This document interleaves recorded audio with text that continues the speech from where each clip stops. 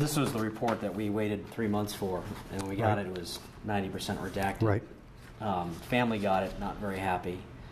Can you make the public feel better? I mean, I think we went back and documented 7 very violent people that escaped from this place since 2006. Mm-hmm. Well, I can speak to the last 6 months. I can understand that if the family or anyone else was looking at the report hoping to get clinical information about what happened in this particular instance, that was clearly redacted. Okay? We have to follow our attorneys. We try to be as transparent and as public as we can possibly be. That goes with being a good partner in the community.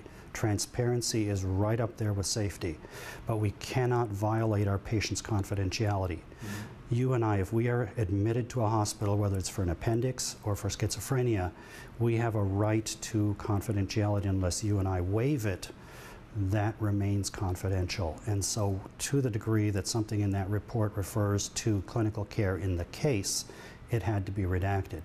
I personally hope that people reading this report do see some degree of solace and some degree of emotion in the recommendations. Those are important recommendations to look at. You know, how can we improve our safety practices? And it is a continuous, ongoing improvement process that continues to the very day.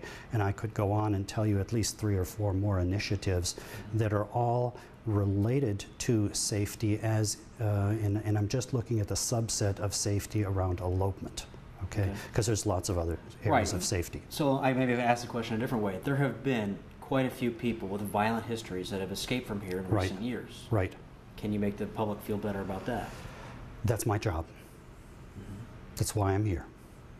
And you're making changes as far as who gets to go outside the facility? We're trying to make sure that everybody that goes out is out there for a good clinical reason, and their risk that they pose to the community has been looked at in a very standard and accountable process. Our whole risk review process was completely reviewed and updated. That risk review panel that now listens to treatment teams' recommendations about whether or not they should go on a certain level of privilege, that whole risk review panel has been turned into a regular panel that knows the questions to ask, knows what kind of documentation to look for, starts to help the treatment team and the patient recognize their responsibility to the community as well. So they're not just here to feel better emotionally, they are. I mean, that's why we're here. We're a hospital.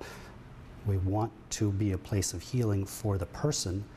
But if a person is in a forensic hospital, there's a forensic legal responsibility, and the treatment team, the patient, and the risk review panel all have to be singing off the same sheet of music there. So that risk review process has been updated as of January, I believe, 2nd.